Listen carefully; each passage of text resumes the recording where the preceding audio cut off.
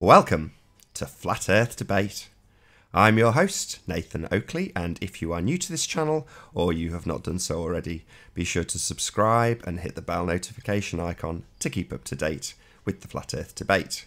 If you would like to support this channel, there is a super chat that runs alongside each of these shows while they're live, and a link in the info box below the video once it has rendered. Most importantly though, if you would like to join the discussion, simply mute the page you are currently watching, then click the link in the info box below this video to join the panel and express your views on the shape of the Earth. There are a couple of rules in the Hangout. Number one, please don't swear.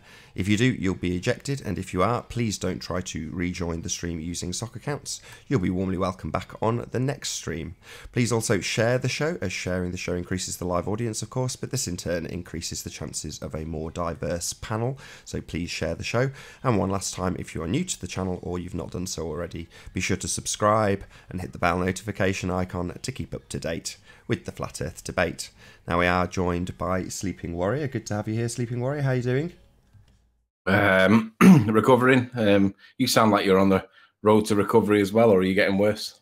I've been ill for about 2 weeks, so I think this is the tail end of it. Yeah, I'm good. I have passed the link already to Glenn. What was it? Rue Hill? Was it called Rue Hill? Trying to get him in, but I don't know whether he'll turn up today. But I'm gonna, while there's nobody else in, I'm gonna take a minute to just give a shout out to a good enemy of mine that I used to enjoy fighting with, but because he's an idiot, I can't anymore, which is a shame. But nonetheless, when we were talking about the speed of light the other day, my view is that the photons do not come into your eye. My view is that you see the light because your eye is a photograph machine of some kind. We focus on light sources because we have focus in our eyes in the form of the iris. That changes the focal point, and there's no such thing as photons. I know that the photons is part of the explanation, but Sean Hufford did a quick video showing his little laser measurer, which I called him out on. I said, right, okay, so take the laser off, then do the thing, and it'll still work. So he basically covered it with a piece of paper, did the test, and it didn't work. And I was like, what's going on there? Now, it appears that Sean was correct in the fact that his laser light works. It relies on the laser to work. So he called me an idiot for it. So I was wrong to say that his didn't need the laser light. So therefore, Sean and his little yellow thing is it does need it. It does need the laser. However, there is a but to this. In 2009, when we bought our first house, when we were doing it up, we had some really cool tools. And one of the cool tools, my dad had really cool tools, not me. One of the cool tools he had was a set square. And the set square was multi-purpose. It was a set square. It was also an angle measurer. It had like a built-in angle measurer that was like a spine that sat in the handle, so you could pull it out. But if you removed the ruler from the top of it, it had like a flat edge that you could use to butt up against a wall, and there was a laser in that, and you could press the button and it'd tell you the distance to the next thing that it was looking at, and obviously the laser was there as a guide. Now this is where I got my perception from. One day the set square got knocked off the worktop that we were working on, and the laser didn't work anymore because lasers are quite sensitive, but the actual measuring part of it still worked. So we were in a position where, even though it was now technically broke, it would still give you the measurement, but you just couldn't see precisely what you were looking at. But most of the time, you don't need precision with what you're looking at. You just need to know that it's looking at the wall in front of you. But it still worked. Now, I was happy with that because I understood that the laser was being used as a guide, not as part of the measuring device whatsoever. So that's why I had my perception that you don't need to have the laser. The laser was there as a tool, but it wasn't the critical component that made the thing work. But on Sean's does need the laser to work, and I'm happy and I'm persuaded by his evidence that it does. So with regards to Sean's laser measuring thing, that's fine. Sean's does need it. I was wrong. But with regard to the one that I had back then, and I can't even remember what brand it was, but it wasn't Stanley or whatever Sean's is. It must have had some different technology in it, but I did not need the laser for the device to still work. So I think it's literally a case of, well, maybe it was just a different bit of technology, and technology's moved on, lasers have got smaller. But in any event, Sean's needs the laser to work. Mine didn't. So shout out to Sean. I was wrong. Your laser measuring device does need the laser. Whether it's measuring the speed of light or not is another point. But on your measuring device, it does indeed need the laser. I was wrong. You were right. So now that that's out the way, but oh, by the way, Sean, it would also help if you return the compliment by telling everybody that you didn't have any legal evidence on me, you did not go legal, and you did not get to an ex parte hearing with a judge. Anyway, Glenn says that he's out tonight. Do me proud. Right, so with regard to individual perspectives, I think it was called, video, that we were talking about yesterday. If I can get this on screen, it would be great. Just trying to remember where it was. I got it off Jamie Brown's chat. So Jamie While you're Brown. bringing it up, it's the one with Puffin Island in contention, correct? Correct. Not Penguin Island, as I called it yesterday. Anglesey visible from 50 miles away. Right, so if I share my screen, come on, share screen, and then I'll just do the window. I don't need any more than that. Share that. Right, so make that bigger. Right, so this is the video yesterday from Jamie's chat. It's an original video from Individual Perspective. I need to subscribe to him. Just got a black screen at the moment. You got a black screen? Yeah, try sharing again. I don't know if you selected the wrong tab or something. Application window, that one. Oh, hang on a sec. I need to take this call. 1 sec. I'll be straight back.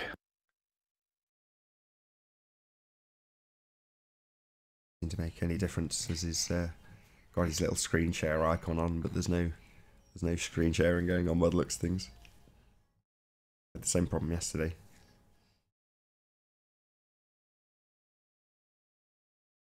Yeah, I don't know anything about this Puffin Island evidence. I'd not seen it until yesterday when it was first presented. Not that I can remember anyway. And I just don't think it's as good as Ranty's evidence. I think Ranty's evidence is stronger. Yeah, got this little tiny window that he's looking through on the beach, past the pier, and between the wind farms. So from his position, he's got in the near foreground this pier, and then in the mid-ground he's got these wind farms, and in the far distance he's got these mountains in Wales. And in terms of their geographical situation, they have been pinned down nicely by the fact that there's this pier in the foreground and these wind turbines in the background. So it really limits what these mountains can actually be. And yeah, it's quite amazing. Ranty going through his camera, and initially, he dug it out, showed me, and he was like, the things that are important are X, Y, and Z. And immediately they all got debunked, of course. But he conceded it quickly, but said, no, it doesn't matter. In this picture, or a series of pictures that he'd taken initially 10 months ago on his P900, were still globe destroyers. And as it turns out, I think the Welsh Mountains one's going to prove more useful than perhaps at least I first suspected, because of something quite useful in it. And that is to say that there is the soundly refraction going on with the wind turbines. And that's useful if you've still got something in the far distance that's still not dropped anything like what it should have behind the curve. In fact, not dropped at all, from what Ranty's been explaining to me this morning on Skype. So it does seem like the evidence that Ranty's brought forward, although a bit cagey at first, which is always going to be the case, if that's why he's put it forward on a debate channel so people can examine it quickly.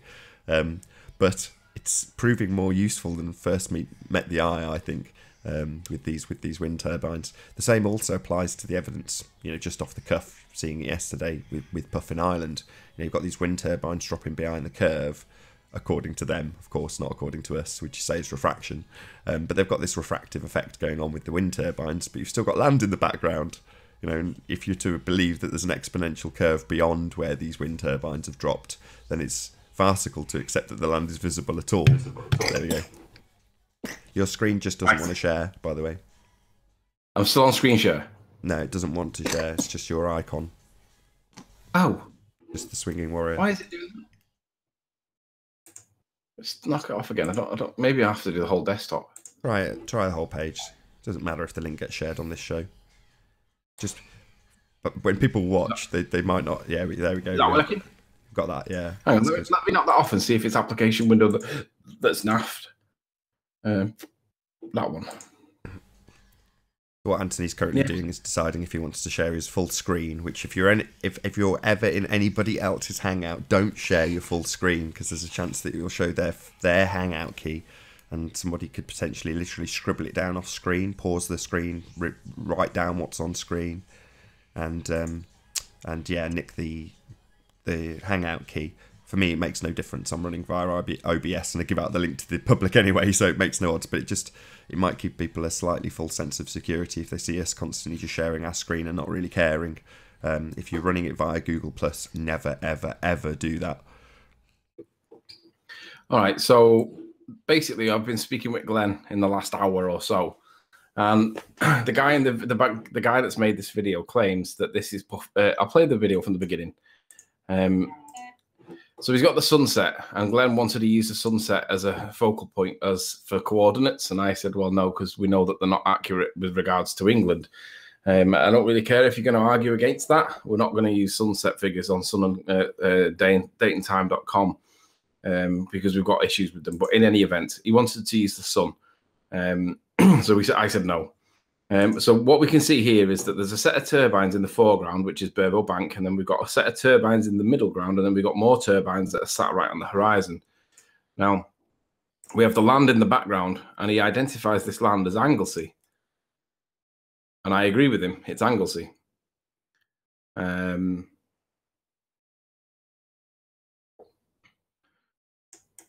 So once we get past the Anglesey bit, so he's doing what everybody would do here, which is looking at the land to try and get the shape of it. Now, the land then stops.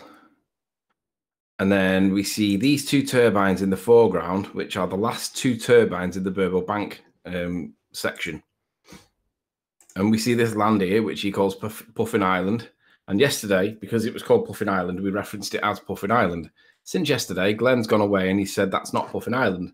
Well, I'm not too bothered whether it's Puffin. My position was that it is Puffin Island, but it doesn't make that much difference if it is or isn't, because the land to the right of it is what's on shot.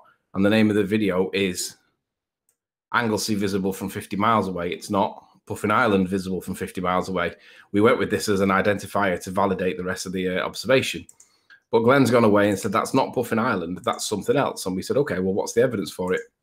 And what he's tried to argue is that the land that's there is Great Orme, and this is the part left of Great Orme, and then this is somewhere else. This is the land behind Great Orme. So what Glenn's position is that we're seeing, where he's got the word Puffin Island, we're not actually seeing Puffin Island, we're seeing Great Orme. So I thought that's an interesting perspective. Let's see whether that makes any sense. I'm going to have to do this on the fly because I haven't actually looked at this yet. Ranty was looking at it. I think I know roughly where he was. But unfortunately, this is going to come down to the exact location where he filmed this video, because parallax changes this. So if you're a couple of centimeters out, it makes a difference, and it makes a lot of a difference, because when I was talking to Ranty earlier, and basically the line here goes to Great Orme, and then there's Puffin Island. And then when we bring it back down here, he was on the car park at Formby. Now, I'm not entirely sure where he was. I've not looked it up, so I'm trying to find where the car park is that he would have been on. It's a long, thin one on the front. Do you know where it is, Nath? Nope. I don't know anything about this observation. All I know is what you've shown me yesterday and now. He was at... I can't remember exactly where he was, and I can't find it because I've not actually looked at this yet. Ranty's done it. But the point that I'm making... Oh, there's the car park. So he was on this car park somewhere, and he gave his position mark. He showed where he was. Need my line back. So there's the line marker. Now, basically, it depends on which space he was in, where he was, because what it does is it doesn't change the land that's in the background, but it changes the perception. So let's just say he was in that car parking space, just for example. what it does is it affects the turbines that I don't have on screen. It affects the position in the foreground. Obviously, the background doesn't change, but the position of the turbines in the foreground does. Now, the argument is that if we can identify these two turbines that are in the foreground accurately, we can see that the land behind it falls immediately to the left of them. So, but the problem with it is these two turbines act as a swinging point, a balancing point, and basically a little bit out in the foreground where we are in the car park changes the parallax of these two like a lot because it's right next to us. Obviously, this won't change, but relative to this, it will. So without GPS and without an accurate position of where he is, we're kind of taking our best guess. And basically, if you're 2 or 3 car parking spaces either way, it either is or is not, and we don't know is the answer. So we're not able to conclude with any accuracy or certainty what this land actually is because we don't know exactly where the guy was. He did do a 360 rotation video in which he showed where he was, but again, you can't work. You don't know it exactly. You can just pinpoint it to one of about 6 car parking spaces, maybe 4 parking spaces. But the conclusion was, well, he's misidentified this land as Great Orme instead of he's misidentified it as Puffin Island instead of Great Orme. And I was like, well, okay, well, let's say that's the case. What's the situation with regard to the other land at the beginning of the video, which he claims is Anglesey? Because all that land has to be accounted for, and that is quite a lot of land. And the answer, of course, is, well, it has to be Anglesey, because even if he's got Puffin Island wrong, no, not that one. Even if he's got Puffin Island wrong, I'll zoom out to make it bigger. His viewing angle is such that, let's say he's got it wrong, and let's say that we're seeing that, right? All the land that's to the right is either that land there or it's land that's in the background, and it's a lot of it. And basically, it's the limitation of his camera on the day. And whatever that limitation is governs what he can see. But so it doesn't really make any difference whether he's got Puffin Island wrong or whether he's got this wrong, because it's one or the other. And until we know exactly where he is, we're not able to say with absolute certainty where is what it is he's looking at. But so I'll concede that it may not be Puffin Island for the sake of the discussion. But what's the rest of the land? Now, in any event, Puffin Island is part of Anglesey. Anglesey is this island here, this extremity of northern Wales. This is Anglesey, and it's separated by the Britannia Bridge, which is you've got the Britannia Bridge and the Menai Bridge. That's the Menai, and then that's the Britannia. So this is what they call Anglesey. So fundamentally, it doesn't make any difference whether he's got Puffin Island wrong or right. What matters is what's the land to the right. And the problem with that is the land is there. So it's like we're seeing land that is somewhere about 50 miles away. So then obviously a baller is going to want to go to the magic maths to make this work for them. I like to go to the proper curve calculator, which is the Gizmodo one, the Gizib one. So if we're at like 51 mile away and his eye height, I think his eye height was in feet. Let's go back to it, flick it back on. So this is where it gets a little bit contentious because, well, what value should we give him? It says on Google Earth 21 feet. Should we give him 150 feet? How much do we need to put it up by for them to be satisfied? I reckon. Who cares? Just stick it in at 30 and go from there.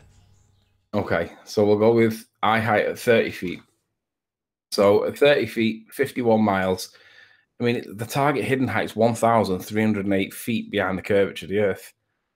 Now we are seeing hidden. We are seeing some element of like obstruction. So, oops, wrong one. So we are seeing some element of obstruction. I've lost my file. Where's my fault? Where's it gone? It's not that one. Lost it. Oh, it's because I've gone off it on here, haven't I? So we are seeing some element of obstruction, but it's 1,000 feet behind the curvature of the Earth. Now, if they go with the nonsense refraction from the Megaflump website, I don't even have it as a thingy anymore. I don't even have it as a bookmark. Let's go back to the nonsense one. Bunk curve count. Distance in miles was 51. Viewer height, what do we say? 30. 30. Then basically it's still 1,000 feet worth of refracted hidden. So when we go back to Google Earth, and then we look at what kind of values that we're looking at over on Anglesey, 1,000 feet of hidden is a lot. So let's get back over to Anglesey, and what we can do is, just as a quick check, we can add a polygon, which would be that one. Just put it all the way around.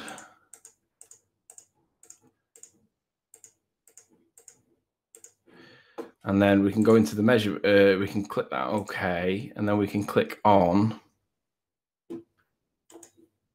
the properties of it, and then we can click the altitude, give it an absolute reference point, and in meters, like if we go to say 30 meters is 100 feet, so if we go to 30 meters, that's 100 feet worth of land, and then we click that link there, what that does is it puts all the stuff that's lit up at 30 meters, which is 100 feet.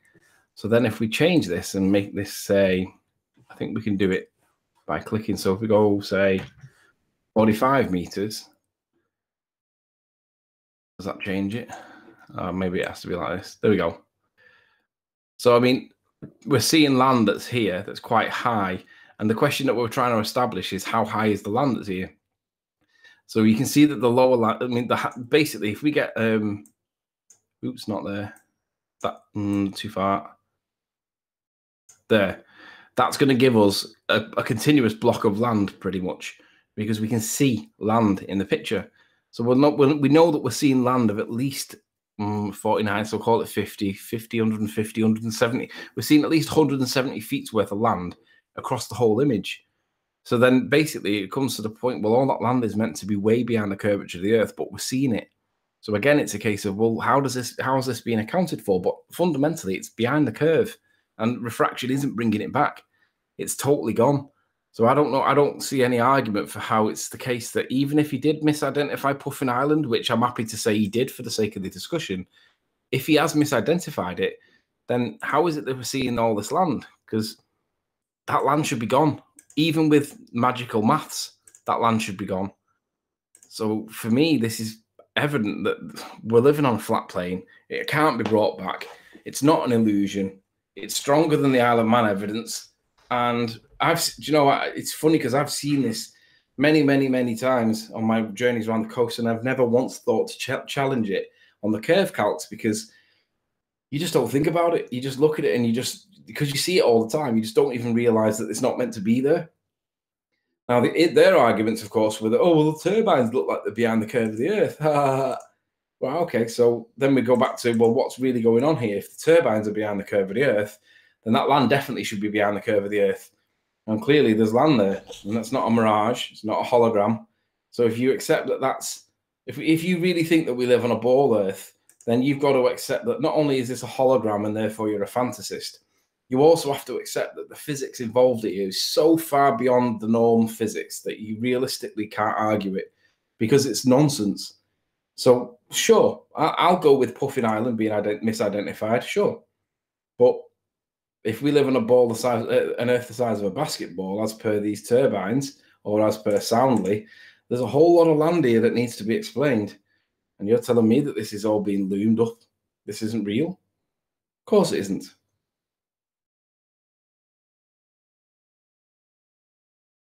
Well, there's a bit of a conflict in that looming. If you're going to have the land in the background looming, there's like a sine wave between you and the actual thing you're viewing. If you're going to claim that the turbines have dropped behind the curve of the Earth, but the land in the background hasn't, it's like, well, what do you mean? It's sort of looming around the curve and then dipping back down to show curve and then looming the stuff through that in your vision. It's just like, no, none of this works. This is where Arwen's philosophy-based theory comes into it, because there is a point where things appear to vanish and the turbines may be going. Do you know what? If the light's bending up a little bit where those turbines are, it's going to cut off the bottom, because we're not going to see the bits at the bottom. But then it starts to bend back down again because of refraction. We know that refraction is negligible. It'll bend up a little bit. It'll bend down a little bit. That would make more sense to me than it would. It's basically applying Skunk Bay. if we apply Skunk Bay footage to what we see there, that makes more sense to me than anything. It's nonsense about stuff being loomed back up from behind a curve. Well, even if that is true, you've still got to prove that there's a curve for it to loom back up from behind in any event. So it's still subject to proving that there's a curve. Just because you can explain it with maths doesn't mean that it's true. We've got about half an hour left. Hope you enjoyed the tail end of yesterday's debate on the first part of this one. If you'd like to join the discussion, be sure to mute the watch page you are currently watching and then click the link in the info box below the video to join the panel and express your views on the shape of the Earth. Please don't swear if you do join, and if you do, you'll be ejected. Please don't try to rejoin using sock accounts if you are ejected. If you've not done so already, be sure to subscribe and hit the bell notification icon to keep up to date with the Flat Earth debate. As I say, there's about an hour and a half left on this live stream. You did actually say that there was half an hour left, unless you dropped out at that magic moment. Probably just my bunged up sounding voice. Struggling. Rock Lover says, even Nathan has given up on Riley. Well, this isn't even my claim. Okay, this kind of observation is common. Tops of the mountains are close to the horizon. Bit of a hint there. They're not mountains, though, Al. They're like elevated land. They don't satisfy the definition of mountains because they're not big enough. Ute, these vids are so good it looks fake.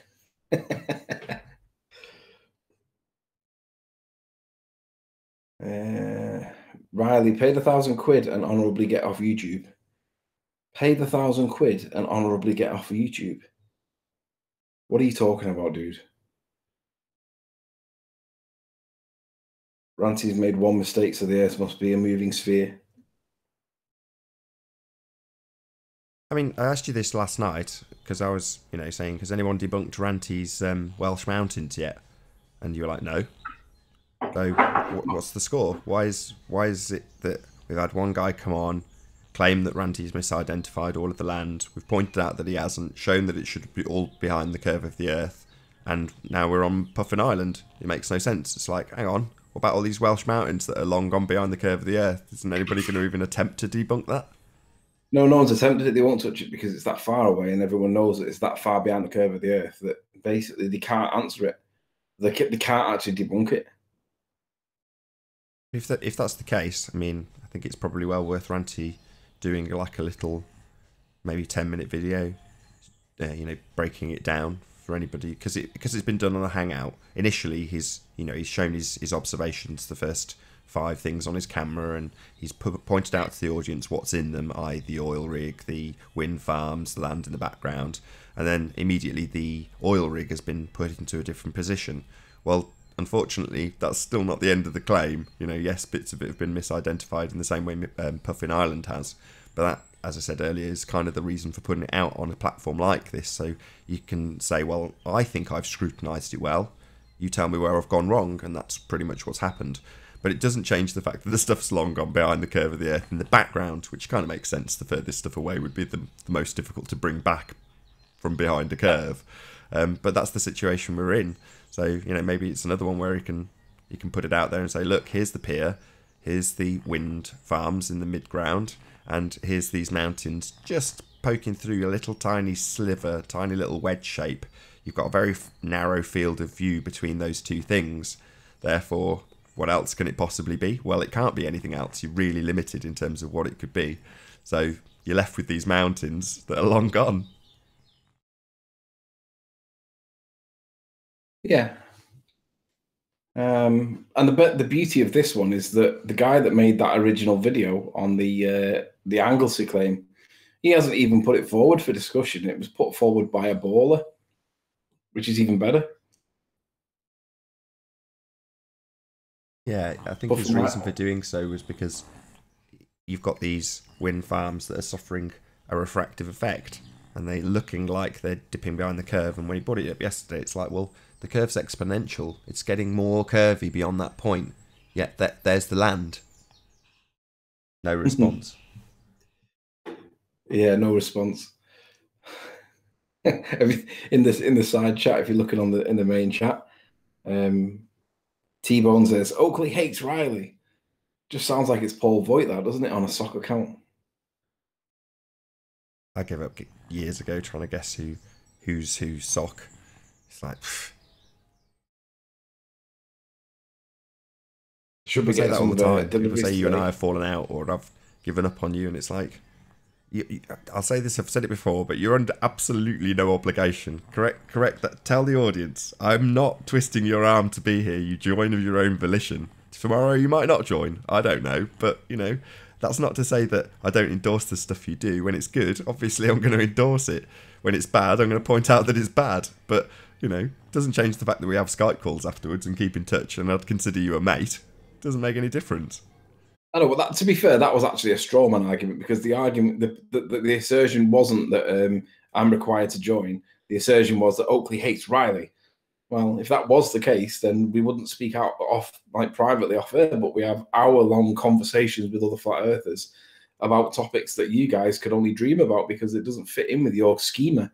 You guys can't possibly imagine what it's supposed to be like if the Earth's actually flat. You struggle with it being a ball.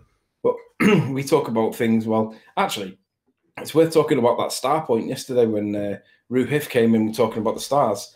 I'm going to share my screen again on this one because let me get rid of some windows here that I don't need, because I had too many windows open. Here we go. Now I'm going to argue from a different perspective on this one.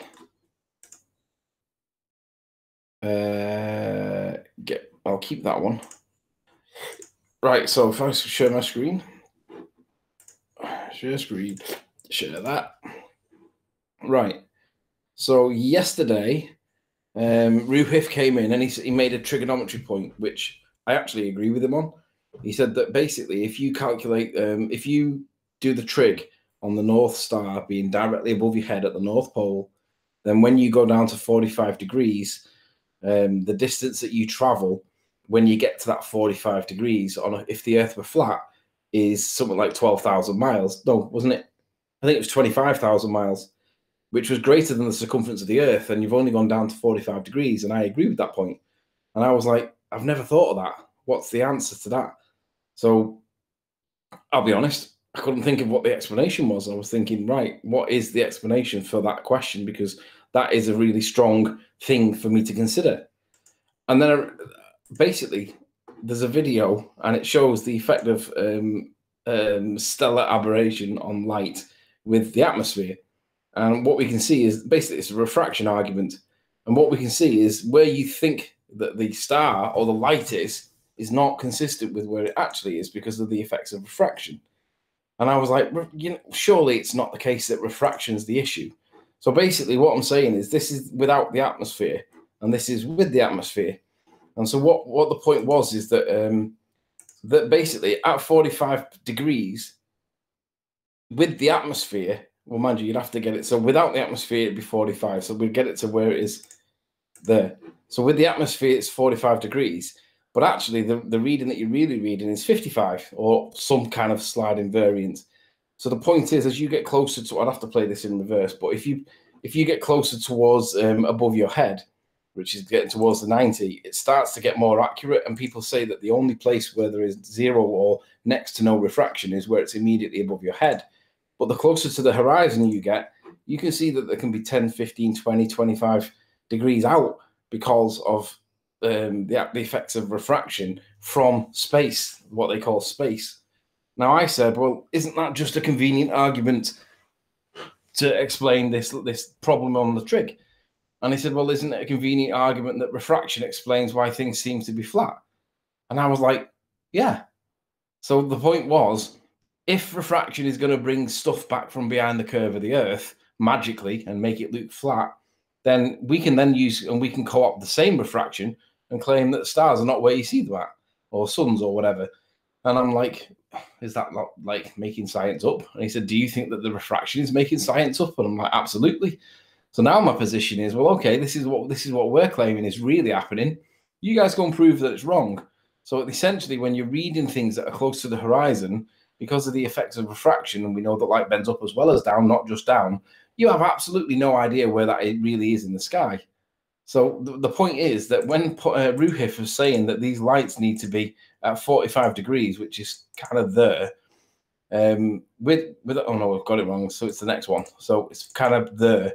So 45 degrees, actually, you're actually not seeing the thing what you think you're seeing because of the effects of refraction. It's bending the light away from you, and it's giving you a distorted perception of what you think is 45%. It's nearer to 54%. So, and I was like, that's fantastic. So his point that he made yesterday about the trig, it fails because we're not seeing the thing. If you're going to argue that we're seeing mirages and looming up light, then I'm going to argue back that you're not seeing what you think you're seeing at 45 degrees. Prove that it's wrong. Because if you prove that it's wrong, then it means that, unfortunately, you can't have it the other way. In other words, what we're seeing here is a mirage with the land. No, you can't have that, because if you can prove this wrong, then you also prove your own nonsense wrong. So essentially, this is checkmate kind of thing. We've just equaled you, and you can't prove the science, and neither can we. It now becomes moot because we've made up our own science that may or may not be true. You can't prove it's true. We can't prove it's true. You can't prove it's not. Neither can we. This is what we're saying is the explanation for the stars, and I'm totally fine with that. While that might be true from a debating point of view, it's not true from a reality point of view. And that is to say that during the debate, you'll have a glober who will say, well, so you're saying refraction? I thought you guys, in quotes, deny refraction. It's like, no, of course we don't deny refraction. We deny that your version of refraction is bringing things back from behind a curve that we don't see. That's the specific part of your claim of refraction that we deny.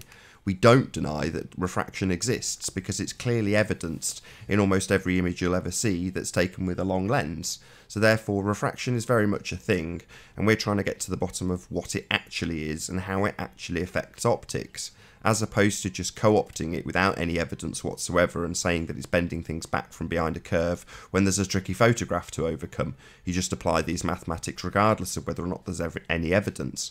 Whereas we're doing the opposite. We're looking at the actual evidence of refraction and trying to figure out how it affects the things that we see. And the effects of refraction are never going to be denied, certainly not by me. I don't deny refraction. Yes, light can change direction when passing through a different medium or a density gradient. That's going to happen. You know, we see it in the photographs. It's negligible, but it does happen. And as it becomes less negligible, it does cut the bottoms of things off. But there seems to be an effect of your actual viewer observation height. So the altitude that you take the picture from seems to have an effect at the angle of attack on the thing that you're looking at, and will vary. And I've seen this with my own eyes at St Bees. You know, we walked along the full ridgeline, Spurs Schemo, Anthony and myself, from the highest elevation position all the way down, and all I was doing the entire time was making sure I didn't die, you know, watching my feet, but then looking back up towards the Isle of Man and seeing what happens with the refractive band. And to be perfectly honest, virtually nothing happened till we got down to about 10 feet above where you can see the tops of the caravans. And at that point, within 3 feet, you could watch the refraction underneath the island grow, and then you walk back up and it went, and then you walk back down and it came again. In other words, there seems to be a very particular point where you can see the refraction grow as you decrease in altitude, and the two things are tied. The same applies when looking at Morgord Lighthouse. So you've got Anthony taking his observation, and then several months later, in totally different conditions, also a clear day, and Ranty takes the same image, and it looks virtually, but for a pixel or two, identical.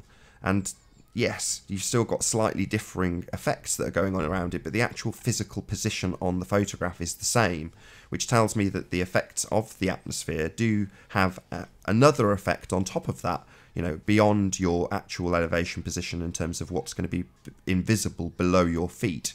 You know, you've got a very limited span of distance when you angle your vision down, and an infinite amount of distance potentially looking up. So therefore you do have things obscured that are below you, depending on how high you are up. And that's negated when you get to a certain altitude.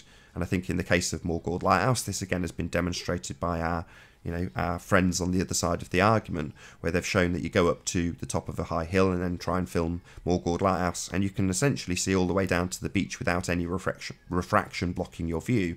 But the further you look, the more that angle gets more and more and more obtuse, and therefore the closer to the refraction band, which is on the horizontal, that you end up seeing. So when you're looking at, say, I don't know, 10 feet, you're looking at a very severe angle, and then when you look at 10 miles, it's obviously almost horizontal. So it's subtle differences that we're talking about. And again, this is demonstrated, or was demonstrated yesterday by Ranty, when he shows that the pier that's about 30 feet high, he's on the beach. Obviously, the midpoint of that is going to be higher than he is. It's going to be approximately 15 feet. Therefore, the thing in the background that lines up with him is most definitely higher than he is. So you've got this sort of infinite amount that you can look up, which is where these long distance land observations, where they are high but at a greater distance on a clear day, you get to see them nice and clearly, not dropping behind any curvature, and your vision is much better when looking up than looking down. And I think it is for this reason that a lot of the globeheads like Slice Barkane demand that we get our equipment onto the beach. And yes, Ranty's done really well with this particular observation, but it's still obvious. We called it the crocodile, and we're pretty certain that's the same oil rig as in the other, from the other angle. But you can see how severely it's affected by the refractive band when you look at those images, because they're taken from the beach, and he's looking directly, out horizontally, and he's being affected by this limitation in terms of what he can see in a down angle. But it doesn't affect the Welsh mountains. They're nice and clear. So happy days. But going forward, I would say to people who want more detail in their picture, for Anthony, for example, if he was to repeat the observation of the Morgord Lighthouse and wanted to get slightly more of it, he'd have to go up a ladder. He'd have to take a 10-foot ladder to the top of the 81 or whatever foot we measured high peak or high point, and he'd get more. He'd get slightly higher above that refraction band, and he would see more of the lighthouse. That's just the way it works. Unfortunately, he's out of elevation there, so that chances are he's not going to be standing on any step ladders at the top of that cliff, because it's pretty precarious. But you get my point. There is a limitation in terms of how much you can see when looking down. The down angle is going to be lobbed off, and that's going to be based purely on the altitude of the observer at the observation position. So yeah, interesting stuff. But to round out this point, we're trying to get to the nitty-gritty detail of what actually does happen, not just trying to account for things that we shouldn't see because they don't work on our model. That's the globe approach. We would like, or I would certainly like, to know how things actually work, what reality really is. And again, frustrating though it was yesterday with that chap, because he's saying, I don't care what the stars are. It doesn't matter if they're being projected from behind me onto a screen in front of me. I can still measure the light. The light's still there. So that to me is frustrating, because it means nothing. It's totally insignificant if you don't know the origin. If you don't know the source, then it's nothing. It means sod all.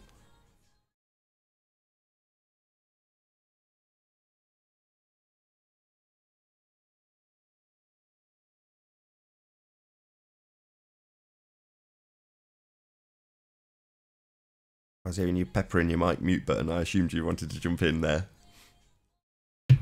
No, I'm just on the phone. Give me 2 secs. No worries. Yeah, the intangible objects in the sky. Yeah, it sounds to me like Anthony's just going to twist their argument round. And for me, it's like, no, I don't know what these things are. So they hold very little meaning to me at the moment. And while people show me their investigations into it, and it's a subject that used to hold fascination, I own a telescope, I've looked at the stars. When I was out on the road, I would always be staring up at the night sky when it was clear. When I do my deliveries, I look out in the rural areas, and it's fantastically clear and is beautiful, and I will discuss it with customers, because it's fantastic. But does it hold any relevance to me in my quest to find out the shape of the ground beneath my feet? No, not really, if I'm honest. For some people, it's they're proof they live on a sphere. Good for you. Even though you've very brilliantly articulated your position with regards to what we were just talking about with the refraction, whilst I agree, I do actually want to find out the shape of the ground that we walk on. I also think that if these people that are on the ball Earth side will negligently, recklessly, and dishonestly quote that refraction can bend around the curve of an Earth, in my opinion, it's totally fair that we can do the same thing when it suits. So if you guys are going to argue that non-standard and standard refraction can bend light so far that we can see things that now appear to be flat, then guess what? When it comes to the stellar aberration of light, I'm going to argue the same point back, because no one can prove that it is or is not curved. It appears to be flat. We can prove that it's flat. Now, we can prove that there is elements at times when there are things that are being hidden at times, And that would be simply the effects of refraction, but not the refraction that you guys argue, bending around the curve of the Earth. It's the refraction that we see, that we can demonstrate, that we can show, which of course is the refraction at Skunk Bay. It stretches and it shrinks. And that can make things be obscured or obstructed if it shrinks it and it makes it squashed on the horizon. And there's a little bit of mirage at the very bottom that blocks it all out. Sure, that would be what you guys would argue as the curvature of the Earth. But for me, that's the effects of Skunk Bay with a little bit of refraction blocking out the horizon, which Sly Sparkane claimed that it was the inverted mirage that appears to the observer as obstruction, which we now formally refer to it as what used to be the obstruction formerly known as curvature. But with regards to the stars, if you guys are going to argue that the light bends around the shape of the Earth, then I'm going to argue that the stars are subject to that same refraction and they're not really where you think they are. From just purely from a debate point of view. Far easier to prove that the land is physically where it is and has been surveyed as flat to begin with, because we can go and check it. Stars, totally different story. No one's going to them. No one's checking what they are. Maybe someone knows what they are. Maybe someone's got empirical proof of what they are, but I haven't got that. You haven't got that. No glober that I've been chatting to has got that either. You know, they've got their observations from their telescope and they've got the information given to them by NASA. That's where it ends. Alk claims that I'm lying about Sly. Let me just be very, very clear on how I represent what Sly said. I asked Sly to explain what was the current science for the floaty land at the north of Isle of Man. And his answer was, quote, and I'm quoting him, quote, it's an inverted mirage that appears to the observer as obstruction, unquote. That was what he actually said, right? That is his words, and that is what we see. Sly's currently in chat. I guess you still don't want to accept you humorously misquote me. Right, do I have to pull it up on screen to show everybody what you actually said? Give me a minute. Do it. I'll find it. I don't mind pointing out that Sly didn't also understand that the entire island is looming and said he'd have to go away and check the figures.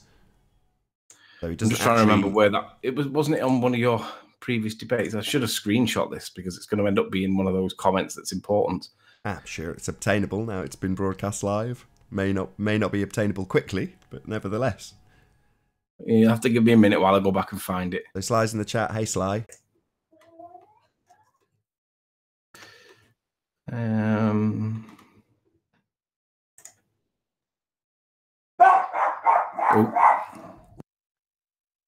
That was weird. Just had a really weird streaming glitch.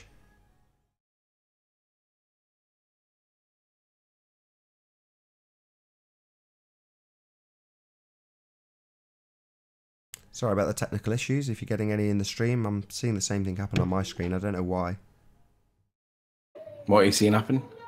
Just on the, what's it called, the live dashboard, it's saying stream ended, and then there'll be a little whirly whirl, and then it'll say stream resumed, but it doesn't seem to be dropping any. Well, it's dropped a couple of frames, 47 frames, which is nothing. Weird. Well, it's all seems to be running now anyway. Yeah, it does do that periodically. I'm just trying to find where Sly's actual line was. Do you remember where it was, Nath? Oh, you've got to be joking. 158 shows. Listen to you.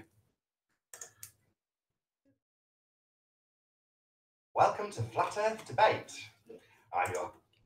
That's probably Sly, one of them. That sounds likely. That's definitely me.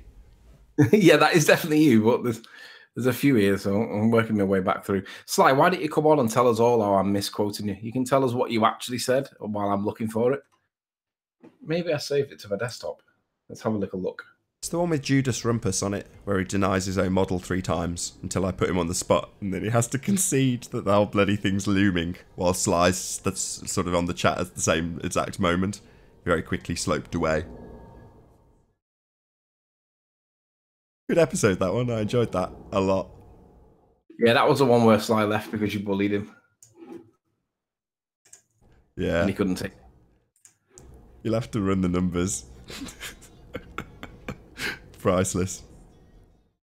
Happy to educate you on your own model any day of the week, Sly. Feel free to join. Links in the info box. Be sure to mute your watch page before you join.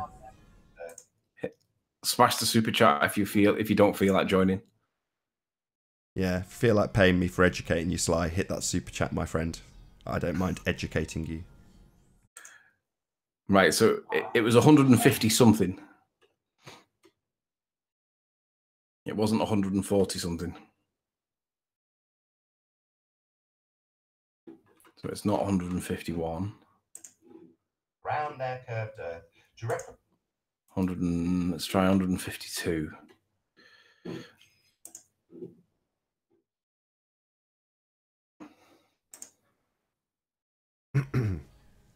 I find it quite ironic that a lot of these people have names that are, for example, Red's rhetoric. Red usually means danger, dangerous rhetoric.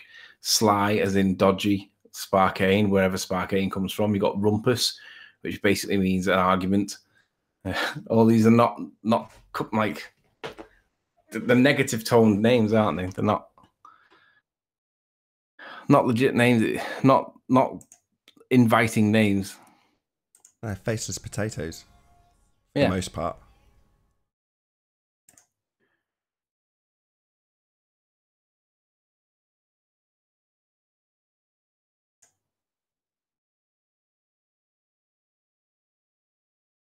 Welcome to Flat Earth Debate.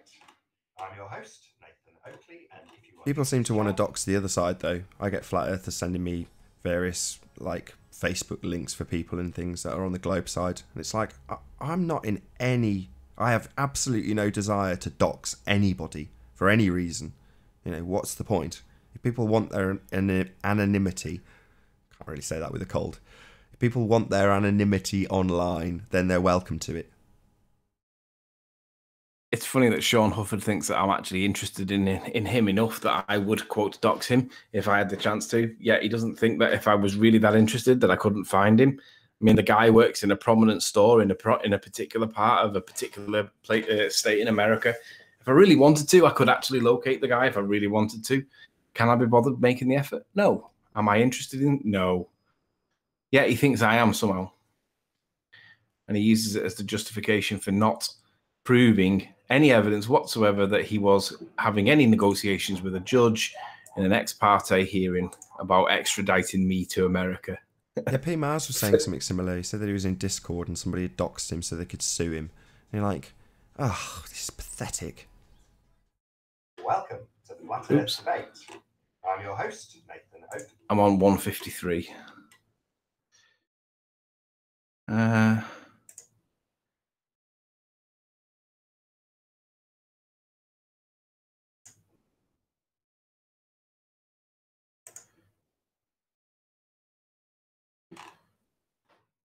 No, so it must be 154. I'll say hello to a few people that scroll by in the chat. Hey, Gem Panda. Sly, we've already said hello to you. Horse wearing people costume. Good to see you. Rune Thornton. Hi, how's it going? Ron Burgundy. Good to see you. Was.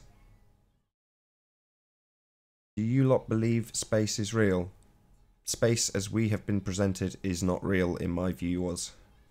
I'm just reading a comment on the Flat Earth Debate 154, and it's from Dim Osman, and it says, Nathan using sock accounts to like his own videos to try and counter the actual perception of this farce.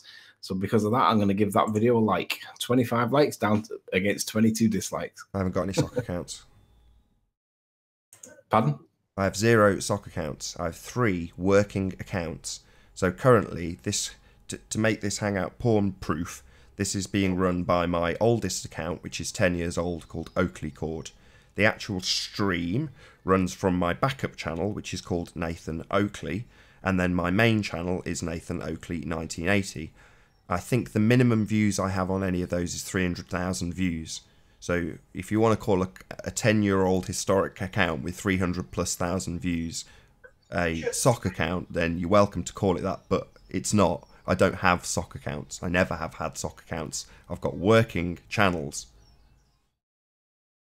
I can't find the Sly Sparkane quote, but I haven't misquoted you, Sly. I've quoted it exactly the way you said it. You said it was an inverted mirage on the horizon that appears to the observer as obstruction. They were your words. Not like Sean. I don't misquote you. That's Chris, isn't it? Hello, Nathan. Yeah, hello, Anthony. Yeah, Big hello. With your grandparents from Scotland. Yeah, I don't know. Chris seems to think that by apologising Oh. for being a total turd, that he can just keep joining the show. You know, no.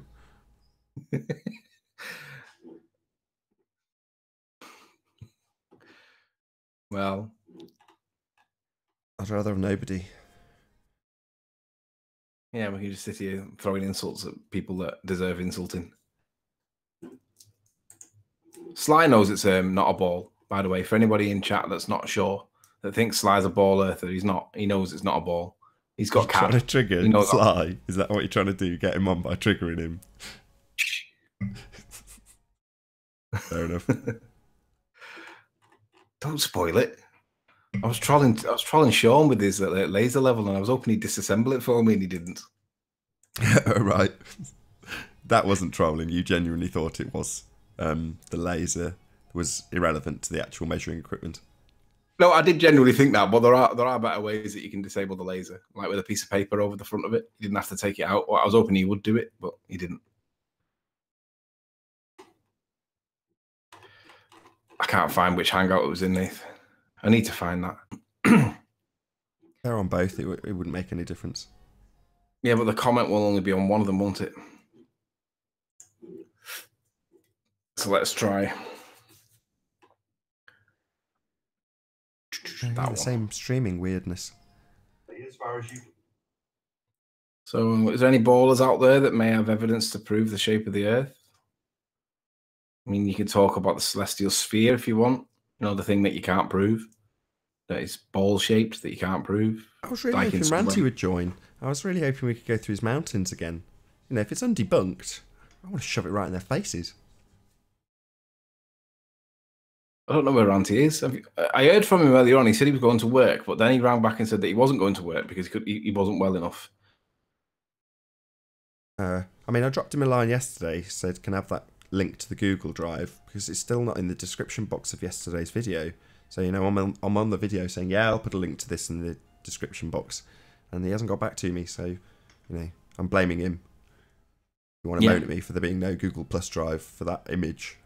That's Ranty. Put it in the link box saying that Ranty hasn't given me the link, so I'm blaming Ranty, and that might make him spare him on if he knows it's there. He must have something important to do because he's normally really slick with those things. So, you know, he's just busy. I'm not going to be too hard on him. I'm sure he's just got stuff on his plate. You know, he's a busy guy. Welcome. That's definitely me. Yep.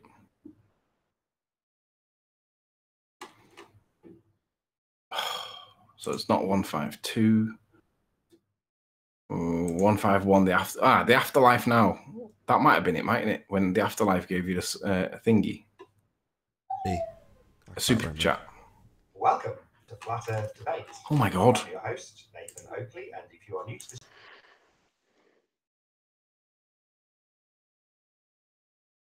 No, it's not there either. All right. Hello, Chris.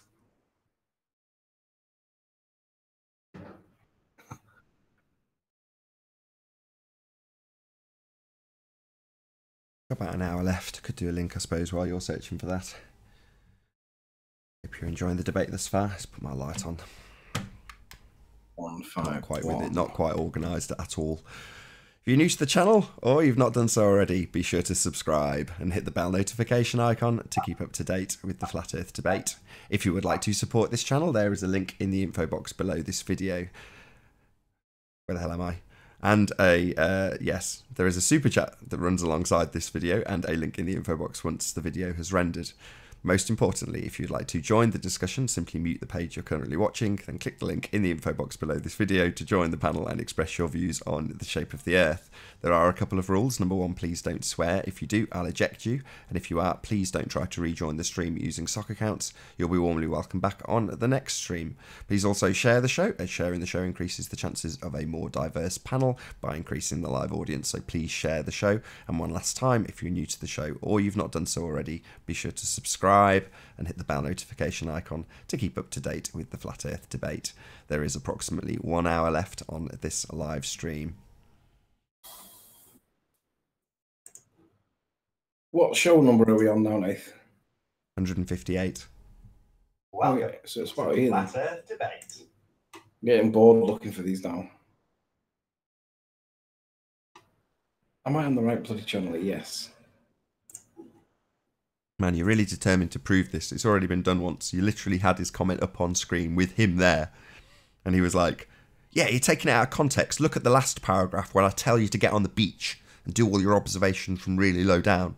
It's like, yeah, but that doesn't change the fact that you've actually highlighted what the obstruction formerly known as curvature is in your view.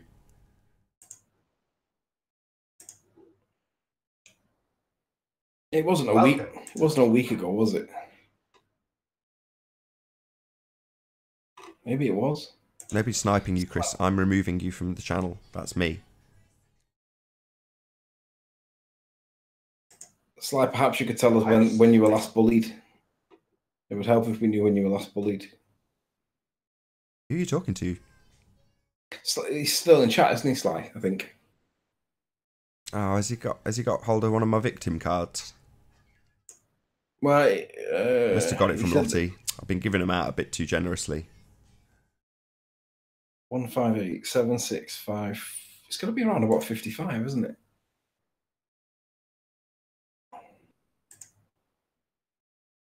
I can't find it, but I'm pretty certain that I'm quoting him exactly the way he said it.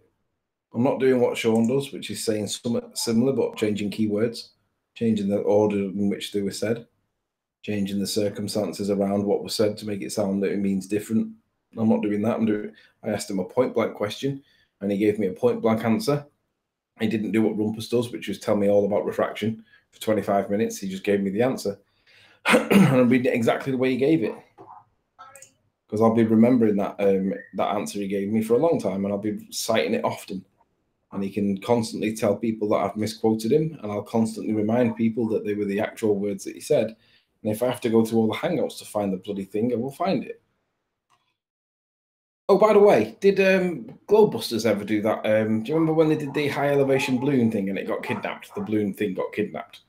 They were testing whether or not stars could be seen at high elevations. Did they ever do that? Do you know whether they did that in the end? I know they did the first one when ODD was present. What happened after that, I don't know. I've not kept up with that. Not to my knowledge. I don't think they did a second launch. They might have done. But as I say, I don't keep up.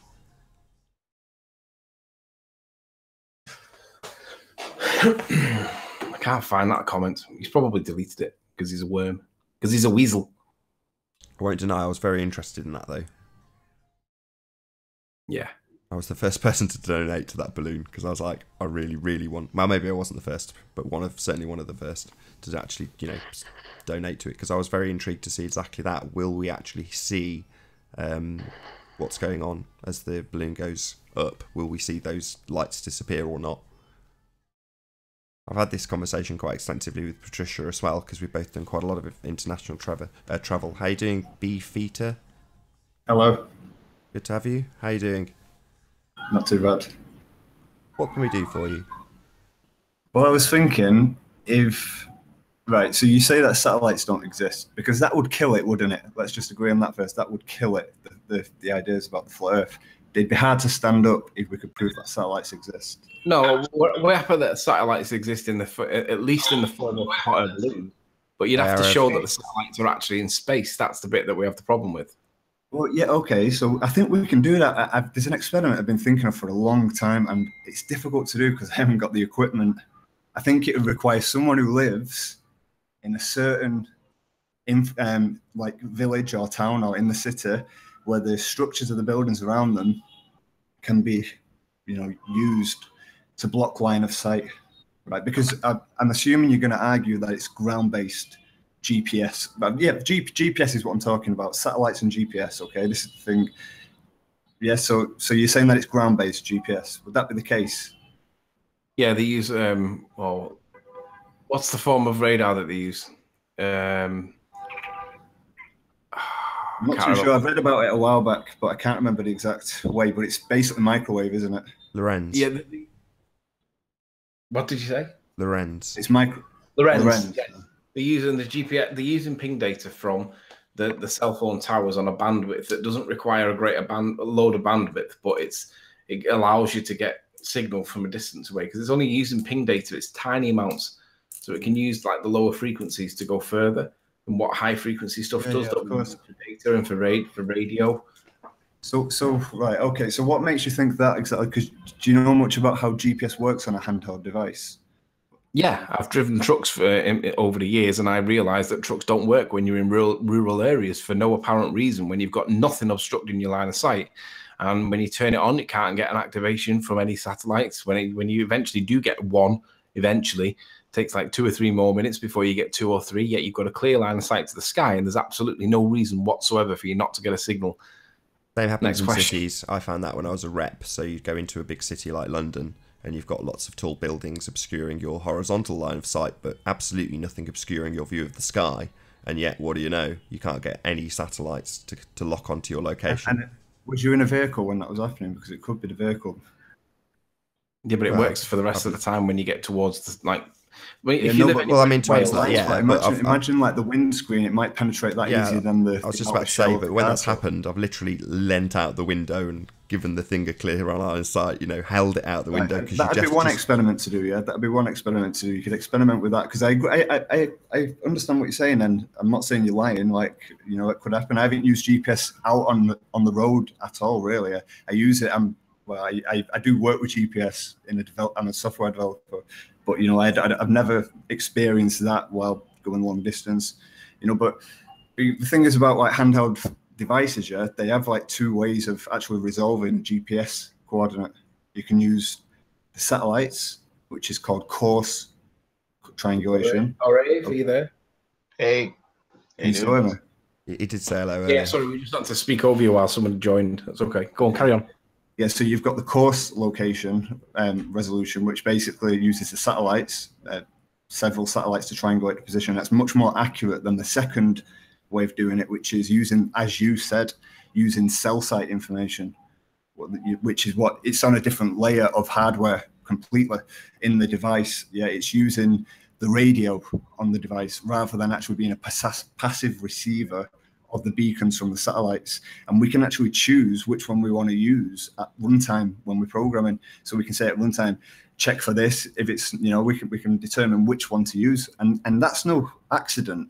That has been well thought out. So I'm just thinking, if you're saying that it's coming from the cell site all of the time, right? Then the people who write the layer for say for example Google, they would have to be in on it. They would have to know that because they're sending the data, And it's difficult to fluke that, let's say, right? It's very difficult for that to be a coincidence. Okay. So Google, you can't possibly be suggesting that the people who give us Google Earth would be in on any sort of deception about the Earth shape. No way. You can't possibly assert that. Well, no, but it goes down to the vendors as well. Like the vendors, sometimes they put like funky stuff in the ROM or in the app. They'll tweak the elements of the SDK in order to do it what they want proprietarily, if that's a word. Yeah. Right. Well, here's a test for you. Ring any of the reps from TomTom Go. They'll speak to you freely because TomTom Go have a really big sat-nav company, right? And the reps will speak to you freely. Ask any rep, have they ever seen any of the satellites that are meant to be up there? And the answer is, I've seen pictures. What do you mean by see them? Yeah, but no one's going to see them, are they? These are private, companies who've launched this tackle. And when you ask them that question, they'll say, "I've seen pictures," and then you say to them, "Were they real or were they composite pictures?" Yeah. And they'll say that they were automated. But it's trade secrets. How big are these things compared to, say, a car? I mean, how big is a satellite, communication satellite, GPS satellite? Yeah, how big is it? To my knowledge, about the size of a car. And like the size of a Tesla, flares. for the sake of argument, size of a Tesla Roadster, maybe. Ever seen one of them in space? And there's so much. I only know as much as you on that. Even though I can work with GPS, like I say. So what you're saying is these satellites are about the size of a car, and I'm saying about the size of a Tesla Roadster. Have you ever seen a Tesla Roadster in space? Yeah, I see what you're saying. I can sympathise with that. Yeah, I understand exactly what you're saying. It's difficult for me to falsify what you're saying. This is the thing. I can't falsify it. All I know is that when I'm writing programs, I can choose which layer I want to operate on, and that's not a fluke. And okay, so if you're not going to accept that I accept that, right? But this is an experiment. I can't do the experiment as I was explaining earlier. I kind of derailed myself and went on a different tangent. But imagine you could block out the line of sight to these purported ground-based transmitters, right? Between two buildings, or you could use steel. You know, you could be on the side of one big structure, and you know that it's over that side, so you can block the line of sight. Hey, Fireball, then at can the you hear same us? time, Can you hear us, Fireball? Hello? Nath, Fireball was the guy that sniped everybody yesterday. I've just removed him on that basis. I've got rid of him too. Happy days. But you know, it is a little incredible that let me just finish. Okay, go on. Yes, I was just going to say it is a little incredible that everybody at Google will be on it, but maybe not at that level. I mean, with the level of compartmentalization, even in the government and even at these corporations, it's not necessarily that everybody's in on a big conspiracy. It's just that they just don't know. They don't see how things happen in this department, and how everything comes together. They suspect, but they probably don't have the full-on proof where they can go up in a shuttle and go up and touch the dome, or go up in there and say, hey, we can or can't get to space without crashing. That's what basically would be, more plausible, that there's just so much compartmentalization. No one can quite confirm. And the people that confirm, they're not going to say anything. So that's probably what it is. You're getting flat measurements off of probably a flat plane that are being glommed on to a globe model. And that's where the deception is coming in. Hey, Arwen, they're getting really flat you? readings and glomming them onto round mathematical models to make it fit with this paradigm. And they probably don't even know why they're doing it themselves. And with so much compartmentalization, they don't know. They're just, doing complying with orders. And the people that go off the record probably risk, a censure, losing their jobs and things like that. So people are going to shut up. That would be plausible if it was all one company or organization who was creating the hardware for. Google has a lot of power. They have a lot of power. There's too many, man. Like, you think about that, these Chinese guys, they can make a fake iPhone. Where do you reckon they're getting the innards of them devices from? They're just made in some garage somewhere, but it's all understood. The technology is understood, and as it gets smaller, the components, it just becomes smaller. But there's no way. Like I was saying, if you were trying to triangulate the device's location, resolve the device's location based on GPS, then that's completely different to resolving it based on ground-based transmitters. Hello. It's completely different. And if there was one guy making all of them sensors for all of the devices that are out there in a room, and you had to buy it off that one guy, it would be possible. But it's not possible because there's tons and tons of companies who are in the business of making these sensors and hardware, and there's no way it could possibly happen. But let me get back to my point, because that's difficult for me to explain.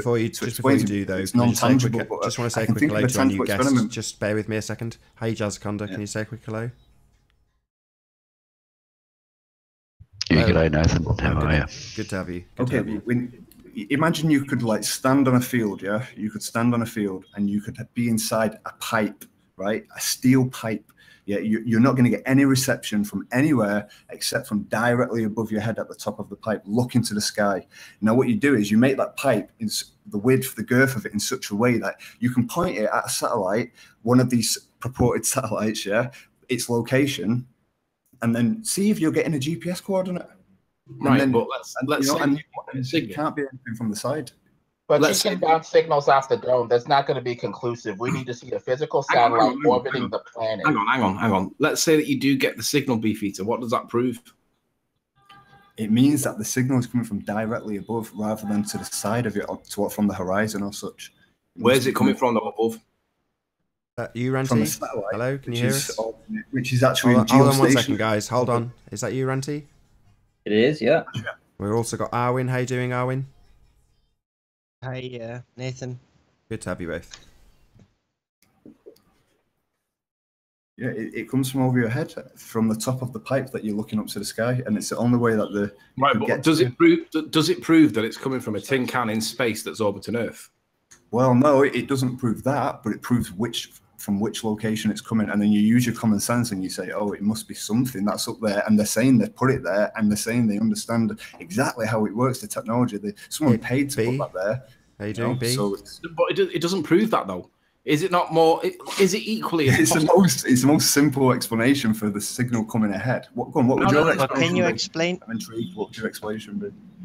Right, hang on. Well, So you know, I have a weird question about satellites. If you're supposed to aim that tube directly to this satellite hanging over there, then how come the satellite just doesn't fall down if it's not basically orbiting? It doesn't sound like it's orbiting really.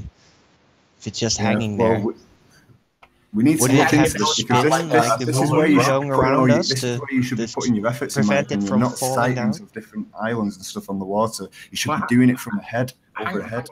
And that's why you have all this compartmentalization, because flat Earth does away with all that. If there's no gravity, you can't put a satellite in space to orbit around the Earth without a rocket or a solar-powered electric generator of some sort. The whole thing falls down. That's why you have to have all this compartmentalization, so they don't know, that A leads to B leads to C, and just tears the whole thing down. Could I just ask a question that requires a yes or a no answer to Beefeater? Beefeater, do you think that, and I don't want to create a tangent at this point, I just want to ask the question and then leave from it, but do you think that 2 planes can cause 3 buildings to collapse? I think that is a very good question, and most people kind of know by this point that something went amiss at least, or maybe someone dropped the ball, whether it was deliberately or not. I don't know, but yeah, there's a lot of unanswered questions. So I don't think 2 planes could knock down 3 buildings. No, thank God for that. At least you're on the same wavelength in that respect. 2 planes can't cause 3 buildings to collapse. You need at least. That's nothing to do with the shape of the Earth, right? That's absolutely just a shithead test. That's all that is. Well, it would show your level of logic, and your level of willingness to, take things to their rightful conclusions. Possibly, just saying.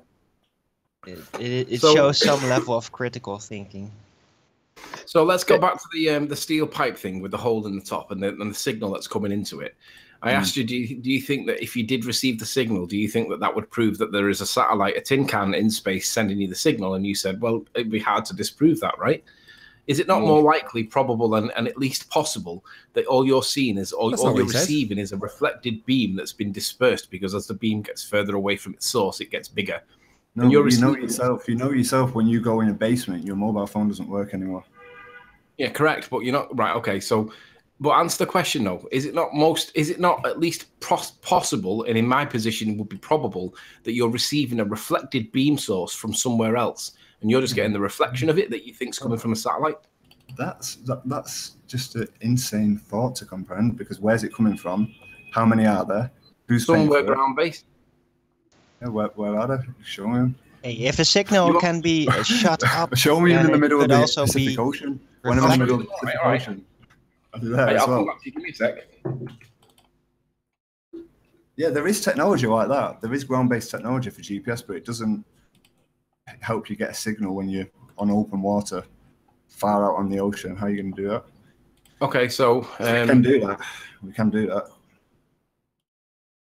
So you could shoot it horizontally. Are you familiar with Goonhilly satellite station? No. You should go and look at Goonhilly. It's down by Land's End, somewhere in. Let me see where it is. It's located on Goonhilly Downs near Helston on the Lizard Peninsula in Cornwall, England. You sound English. I think I might have seen photos of that. Yeah, I think I've seen photos of it. Yeah. What if those Goonhilly satellites are bouncing signals off some part of the atmosphere or the firmament itself, and all we're receiving is a reflected signal back from them? Yeah, but you can't do that with GPS. Like, it needs to be coming from multiple places, and it needs to be accurate. You can't just bounce, say, "Oh yeah, it's all coming from over there in Goonhilly." They're just bouncing stuff around. It's just guessing. That's only one. There are numerous satellite communication stations around the country, but you asked me to show you. If you know how things reflect. Jack Ryan, how are you doing? Can you hear us? How electromagnetic. Can you hear us, Jack Ryan? Wave. Talk to me. No, sorry. The rule is when somebody new comes in, you've just got to shut up for a minute. Okay, yeah. And then let them sorry. Because otherwise, they tend to snipe everybody out and the hangout drops. Right, yeah, but the point I was making was that there are satellite communication stations around the country that are capable of bouncing signals all over the country for us all to get Sky TV, mobile phone, satellite station, satellite signals. Is that not more likely than a tin can orbiting the Earth that we know doesn't have a ball shape to it, that requires an orbit and people? Really.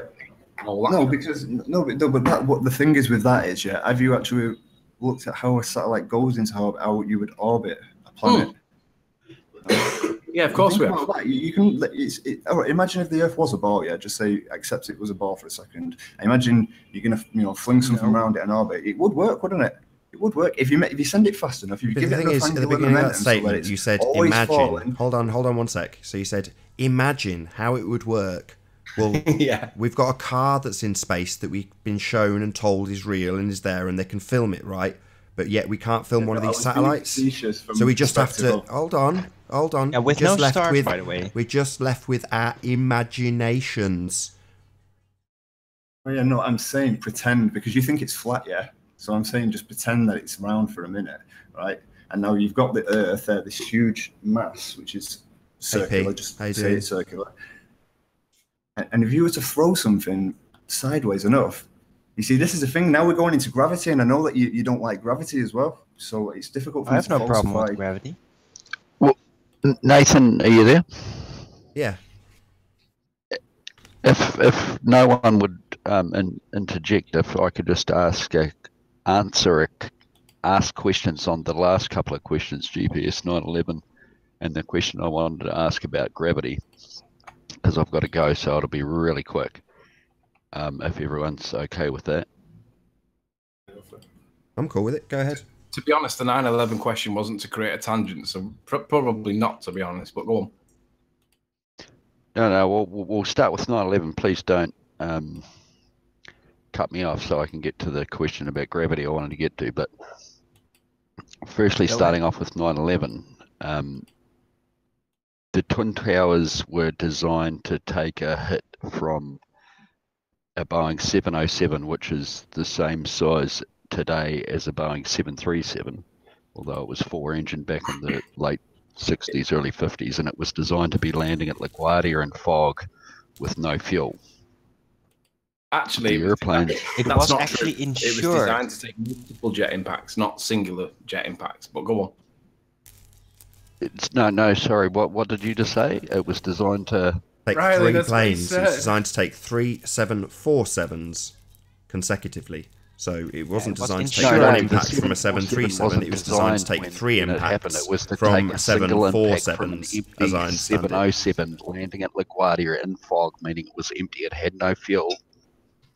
And the Boeing 707 is the same size as a Boeing 737 today with fuel. Well, are you aware that there is evidence that shows that the people that designed the 9/11 towers are on record saying that the 9/11 towers were designed to withstand multiple jet impacts, not singular jet impacts, multiple. The only place I've heard that is on specific videos. But anyhow, moving on.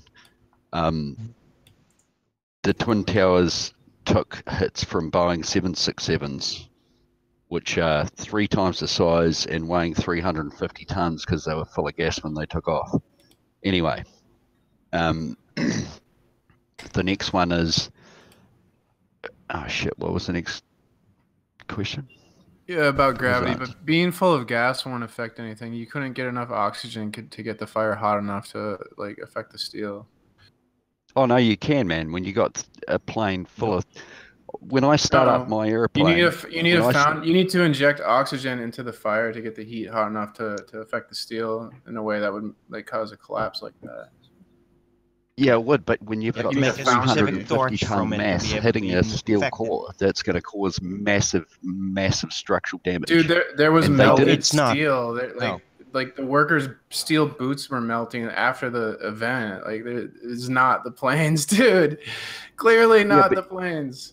Yeah, but all of no World Trade Center evidence, video footage shows the buildings collapsing from the bottom. They collapse from the impact. There's been no controlled demolition. No, even in the video history footage world of the from collapsing but building way up proves until that now. that They tried to collapsed tell us that it top was down, a pancake collapse. like a That's not controlled even true. demolition. And there were also lots of traces found of nanothermite. Right, can I just say that this is the tangent that I didn't want it to take? Let's forget 9/11. Let's forget 9/11. Okay, we'll forget that. The other one was there was another one before I wanted to get onto gravity. I can't remember what that was. So gravity on the flat Earth is, you guys have been saying it's density and buoyancy. With a little bit of electromagnetic effect, yeah. Yes. Okay. Yeah. Disagree. So how does that work in a zero-G plane performing a parabola? How does what work? And- The density of the human that the plane is falling out the sky is matched by the velocity of the plane falling out the sky. So you get an Well, no, equilibrium. that's just you're just describing gravity. No, No, I'm not. That's exactly saying, what happens. the free fall speed of the human matches the free fall speed of the plane. Therefore, it appears to be floating. Okay, that's good. So why on a high pressure day, a high pressure system, it's called an anticyclone in the northern hemisphere, I believe. Why don't, with weather systems, air pressure pushing down on us, how come we can't see a change in our weight? Well, can. it doesn't affect We should be able to see the it daily. weight. It doesn't directly affect the weight. It just air pressure affects air friction, which is usually related to falling speed, how fast you will accelerate to that falling speed maximum, that type of thing. I thought it So was the weight- case. I thought weight if you is went up constant. to Everest, you would weigh less. I thought that was the case, that there would be less pressure affecting, and effectively less pressure on top of you, therefore you would weigh slightly less. But maybe I've just got a misconception. No. Well, if you're talking about density and pressure, then you're effectively talking about being thousands of feet under the ocean, that's what the pressure is. It's a datum or a point above you that's pressing down on you, which would be the same thing if it was the atmosphere. Yeah, Which I would understand mean that if it was a low pressure day, we should weigh less. Yeah, but it's relative to the environment that you're in. It's not going to make you float off. And relative to the actual scale you're measuring with, because that's also going to be in the less pressured environment. So the weight is always, as you measure it, in relation to the total pressure system, whatever you're using. You could probably The weight test is that with always a going balloon. to be the same Helium. relation. But do you know that's not the case? I mean, you're saying this and I don't know either way, so you're asserting it as though it's definitely not the case that you would weigh ever so slightly less, but I don't know if that's not the case either, so... Yeah, but we could Well, test it. it's not the case in reality, because that's not how we take our weight. Yeah, but Okay. we could test that though. Well, you could test that, couldn't you? You could get a helium balloon. You could exhaust all the helium out of it, put in a set amount of helium, and on a high pressure day, see how long it takes to get to a certain point. Do the same experiment on a low pressure day, exhaust all the helium out of it, put in a set amount of helium, let the balloon go, and measure the difference between the two. I'm sure you'd probably find that it would raise quicker in a low pressure, and then on a high pressure day, it would raise slower, right? That would be a test that you could test. That still doesn't get around our weight, and that in a zero-G aeroplane. So in your model, I don't you've got know. gravity as an 240 effect of knots mass, in right? the Sorry, Jazz. scene Let me just speed. ask you this, Jazz. So you've got gravity being an effect of mass, and the people inside the plane are in free fall, right? Is the plane of a greater mass than the people? Yes or no? No, that's not what the argument's about. The It's argument gravity, is about, right? Gravity is an effect of each object of mass having an attraction to a smaller object of mass, correct? It would have a greater attraction if it's physically larger in mass. I'm asking, is the plane larger in mass than the people inside it? Yes or no? the size of the airplane doesn't matter. You could be in a 727 doing it, or you could be in a C5 Galaxy doing it. Right, The and speed either of way, is the plane parabola of is greater gonna be the mass same than its regardless of the mass of the occupants? people in Yes or no? Are the people inside less mass or more mass than the plane? That's irrelevant. No, it's not. I haven't made my Completely point irrelevant. yet. I just need to ascertain whether or not you accept that the people inside the plane are of less mass than the plane itself. Once you've accepted that, I can move on with my point. But I need you to accept that the people inside are definitely less mass than the plane, correct? I accept that the people are obviously less mass than the Right. less So mass according than the to plane, but the mass of the gravitational plane has law, nothing to do why with it. aren't the people attracted to the sides of the plane, which is of greater mass than the people? If the law of gravity is to be accepted, the plane in free fall has got no effect of the ground. According to you, you think that's gravity. Well, gravity is an effect of mass, and a thing of greater mass has a bigger attraction. So why aren't the people attracted to the sides of the plane? And what has greater mass than the airplane? Well, it's isolated according to your ideas of what's happening on the 0G plane. So I'm asking you, in that situation, under your circumstances... That's what I'm saying. The mass of the people and the mass of the plane has nothing to do with what they're doing. Well, yeah, it does. They still have mass. They are still absolutely of mass, the people and the plane. And if we're to accept that one thing of greater mass would attract something of a smaller degree of mass, why doesn't the plane attract the people? How much smaller? Because, Nathan, you're talking about mass, which doesn't actually exist in what you're talking about. And that's what I'm saying. The plane still absolutely has mass, and so do the people. They both have mass. They haven't lost mass because they're in free fall. They still have mass. The two cancel each other out. But I'm saying you still have a differential. The people are still less mass than the plane they're in, so why aren't they attracted to the sides of the plane if mass is what causes gravity? Because they're attracted to the Earth. The airplane has nothing to do with it. That's not how gravitational pull is supposed to work.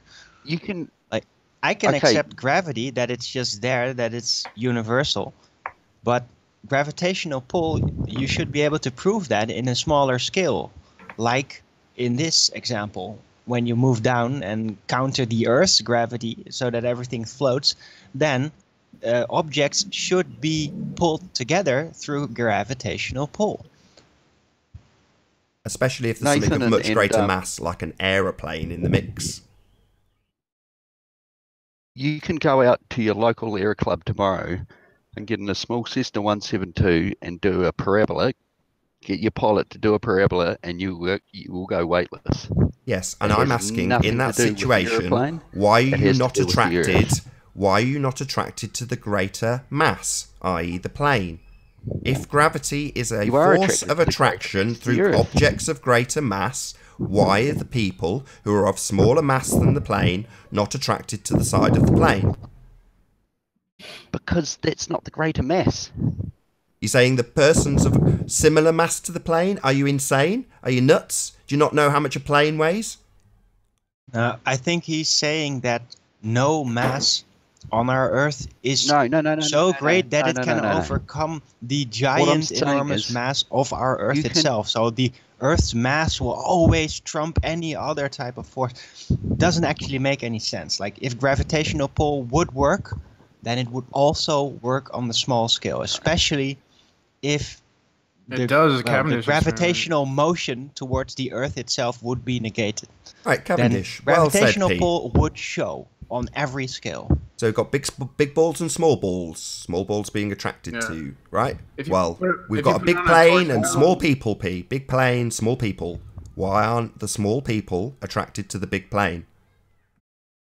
Because you'd have to put them on a torsion balance, because the torsion balance would negate the gravitational effect of the Earth. So if you build them on a torsion balance, they would. Right, okay.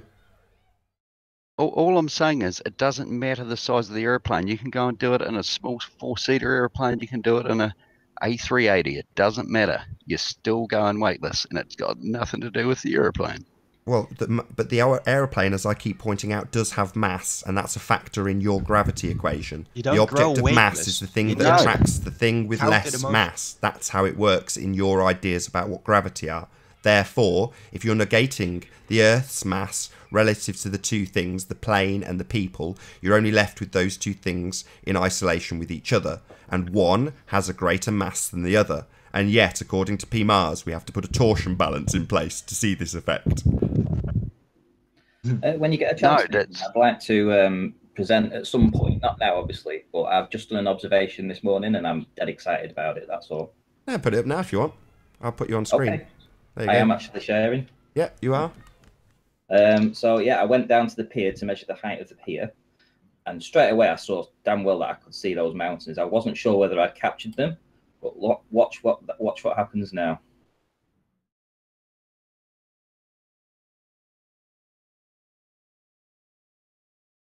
All these mountains, all as far away as Wales. There's the wind farms just passing them now, and I have got still pictures of these as well. So a torsion balance is used to measure weak forces, and the forces you're describing in your hypothetical scenario, Nathan, are weak forces, so you would require a torsion balance to measure them.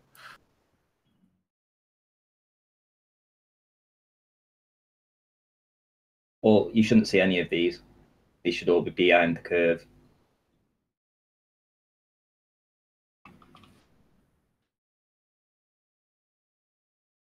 It obviously wasn't a one-off, Nathan.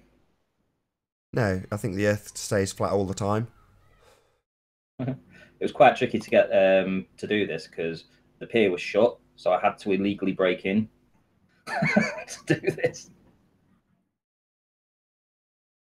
They had all the workers on the end of the pier, and they were all repairing all the machines and everything, all the arcades and everything that was in it. So I had to sneak in.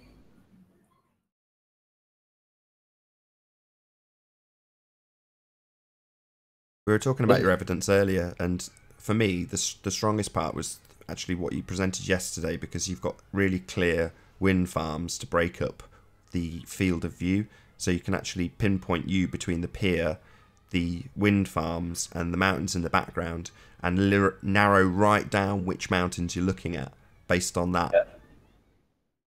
And what you're left with is mountains that shouldn't be there. I've also got plenty of images as well. I'm not sure what you've been talking about, but let's go to this one here. And I'll just show you some of these as I've gone. You can see the mountain in the background there. This is me on the beach. You can see it a bit better as I move along. Same mountains range is still there, still really visible. If I open that in paint, might be able to highlight it. But this is literally, I've only been there an hour ago or so. So adjustments. We were moaning about why you hadn't passed on that Google Drive link, but all is forgiven. This is funny, by the way. P. Mars mentioned the Coulomb's torsion balance. It's funny because I've actually seen that thing like in person in school. But yeah, it's still all metal balls. So yeah, you've really brought out the detail there, Auntie. That's cool. Electricity. Like that's from the beach. That's just one of them from the beach. And I've got my GPS on these, so it should be pretty cool. If I just go flick through these, I also scan in and out, so you can triangulate my exact position. So we've got about 20 minutes, Ranty. If you want to bring up all the data so it's all condensed into one slot, like the GPS, what you're doing now as well, showing you your physical position. Okay, so from this one, properties. Let's see. Hopefully, I've got GPS on it. There we go. Latitude, longitude, altitude 2.9. I'll try and show you on Google Earth where I was as well. I think it's on the previous images that I'll have showed you exactly where I was on the different file. But there's the GPS, latitude and longitude. If I go to this other file and go down to the last ones, hopefully. Yeah, so yeah, this is where you're getting an idea of where I was. That's backwards, isn't it? So there we go. This is where I was. And then I zoom in a bit more, You know, that's me filming some boats in the distance. But yeah, so this will triangulate perfectly. And I decided to put myself here so that if anyone wanted to know exactly where I was looking, it would be through these. And the GPS is on that. If I go on the GPS on this one, there we go. Latitude, longitude, altitude 5.4 on this place.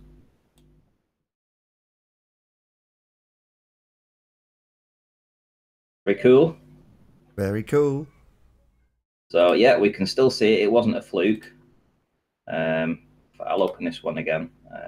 Open with paint.net.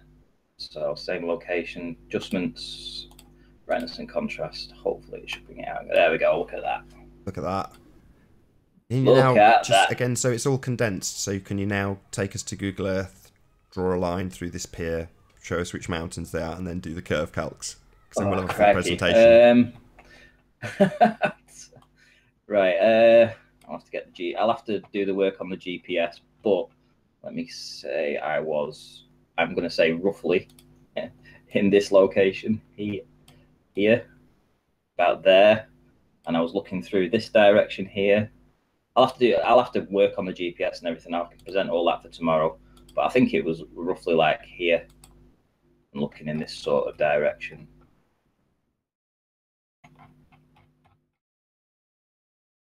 So yeah, directly in the same place as last time, really, over at these mountains here, I would say. I'll just put that in and just double check that. But I can have all this presented ready for tomorrow. It's all right. You're doing it now, mate. You're doing a really good job.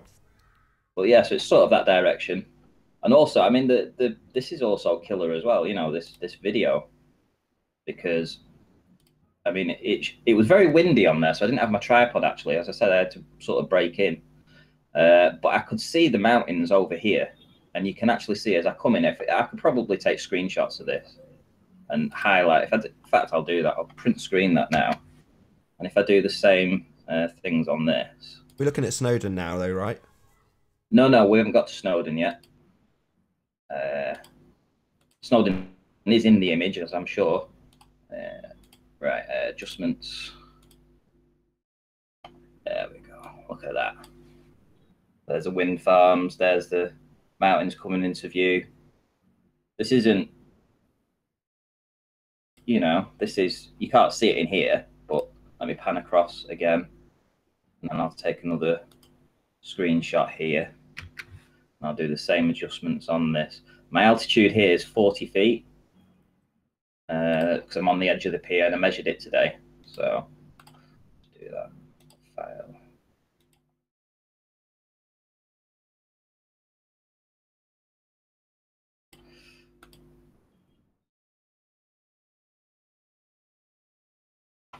There's all the mountain ranges. I'm sure these will all be able to be triangulated. You can actually see the wind farms here as well.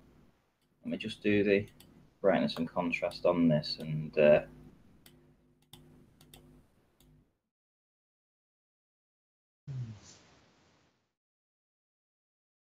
you go. Can you see the? Oh, hang on. Where's that gone? My computer's just being a bit of a. There you go. You see the wind farms there. Save that on there. See the mountains. So, what do you think? Brilliant. Can you just do the curve calcs on it lastly, just to show that this shouldn't be seen? Yeah, sure. Well, curve calcs. Let's see. Ranty, I think that it's another perfect observation that we see repeatedly. However, Nick with Noel thinks that you're showing curvature. Do you want to respond to that? Not really. I don't. You know, I mean, I don't think I need to respond to it. Basically, I think Nick's become a troll. Literally has become a troll. So basically, from that pier, and I'm looking out over here. What I'm seeing is all these mountain ranges here, every single one of them, through the wind farms, every single one of them. And we know these sort of distances are like 60 miles. I'll put the curve calcs in for 60 miles. I agree with Nick. It looks pretty curvy to me.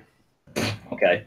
The viewer height is 40, 1,500 feet refracted. You know, all this shit. P-Mars, could you talk us through why you think it looks curvy? I'd like to hear this if there's enough time. Well, like he showed those like wind, the wind farms. They're like obstructed. You couldn't see the bottom of them. All right. Okay. What about the land? Well, you can see that the land is higher than the wind farm, and you know that I'm below the wind farm height because my altitude is only 2.9. So the wind farms themselves are like 350 feet tall, and yet the mountains are still higher than that. So that shows that the mountain ranges in the background, if we work on, I Actually, let's do I would that like right I now, would like actually. Pete to address it though, Ranty, on account of the fact that this is a soundly debunking. So what we have from your image is an effect of refraction that is demonstrated by soundly, with the wind farms that are further away looking smaller as they get further away, and dipping down to what people on the globe side think is curving around the Earth. The problem is that beyond that P, you have exponentially more curvature that should block your view of the land. So yeah, we accept that there's a refractive effect happening on a flat plane with the wind turbines, but you guys think that's curvature. The problem is there's not just those things in the actual image. There's land that's further away, further behind the curve, right? So useful to show that this effect on the wind turbines is definitely not curvature. So P-Mars, just really quickly. Yeah. You go ahead, Jazz. I've got about 15 minutes left, so this is well open for contention. Oh no, just really quickly. No, I just was talking about this sort of thing, and I was just before about the old GPS satellites, and it was Ranty or Sleeping or someone was saying something about satellites exist and they're land based. I mean, you've waited till Ranty's got an absolute globe-destroying point on screen to ask us about a subject that's about 20 minutes old. So, before we do get back onto that subject, how do you explain this land, Jazzaconda, that's gone, shouldn't be seen? P-Mars is the one that thinks it's curved. Forget Jazz. P-Mars. Let's get P-Mars on it. Yeah, no. Wise choice, Jazz. It's definitely curved. Like, if things are land-based and it's not satellite, then why are there not navigation Sorry, maybe you charts didn't hear me when I said shut up about the satellite thing for now. Jazz, shut your mouth. P's going to address why we don't see any curvature in this image. If you're not going to address it, keep your mouth shut till later. I think there's a curvature. Like, I bet if you measure the horizon, that would be not level. And you see objects, or the bottom of the objects are obstructed. And if the Earth was flat, we wouldn't see that. We'd be able to see the whole object. Okay, well, what I'm showing you here is that there's the hub height of the wind farms, as you can see, right? Now they're at about 330 feet. So there's the hard horizon. So 330 feet, and then you've got to the top of the mountain, which is probably twice as much. This is just doing it ad hoc, by the way. So you'll have to bear with me. So that's basically saying that in the background, that should be 660 feet, but it's not, because it's only those wind farms are only 40% of the way there. So what would that work out? 160, 40%. That's what, 60% extra. Sorry. It's about 1,600 feet.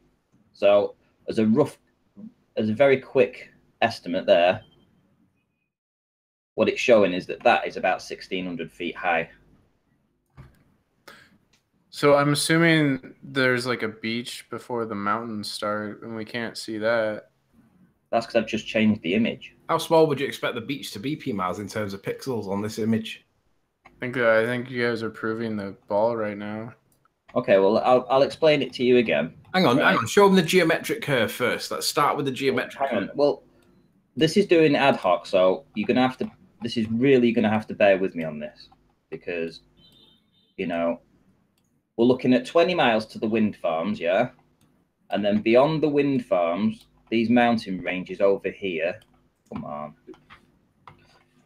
mouse keeps messing up. 50 miles, right? So it's 20 miles to the wind farm and 50 miles to the mountains. So that's a 40%. So the actual wind farms are 40% of the way there, yeah? Let's work this on a calculator, and my mouse decides to work. So let's work this out. Calculator, right? So the hub heights are roughly 300. So let's say 300.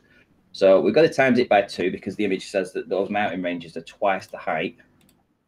That's 600. Now 600 is only 40% of.